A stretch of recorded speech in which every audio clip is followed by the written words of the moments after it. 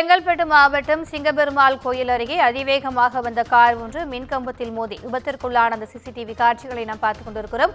கூடுதல் விவரங்களை எமது செய்தியாளர் சக்திவேல் வழங்க கேட்கலாம். வணக்கம் சக்திவேல், இந்த விபத்தில் யாருக்கேனும் காயம் ஏற்பட்டிருக்கிறதா? கூடுதல் விவரம்.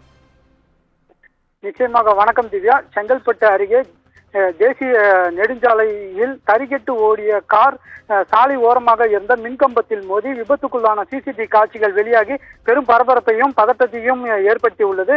செங்கல்பட்டு மாவட்டம் சிங்கப்பெருமாள் கோயில் பகுதியில் உள்ள சென்னை திருச்சி தேசிய நெடுஞ்சாலையில் திருச்சி நோக்கி அதிவேகமாக கார் ஒன்று சென்று கொண்டிருந்தது. அப்போது திருத்தறி சந்திப்பு பகுதியில் சாலையை கடக்க முயன்ற இருசக்கர வாகனத்தின் மீது மோதாமல் இருப்பதற்காக கார் ஓட்டுநர் காரை இடதுபுறமாக திருப்பி உள்ளார். இதில் ஓட்டுநரின் கட்டுப்பாட்டை இழந்த கார் தறிகெட்டு ஓடி சாலை ஓரமாக இருந்த மின்கம்பத்தில் மோதி விபத்துக்குள்ளானது. இந்த விபத்தில் ஓட்டுநர் லேசான காயங்களுடன் அதிர்ஷ்டவசமாக உயிர் தப்பினார். இந்த சம்பவம் தொடர்பாக தாம்பரம் போக்குவரத்து புலனாய்வு பிரிவு போலீசார் வழக்கு பதிவு செய்து அந்த பகுதியில் உள்ள சிசிடிவி காட்சிகளை கைப்பற்றி விசாரணையும் நடத்தி வருகின்றனர். மேலும் இந்த காட்சிகள் சமூக வலைதளங்களில் பரவி பெரும் பரபரப்பையும் பதட்டமான சூழ்நிலையும் ஏற்படுத்தியுள்ளது.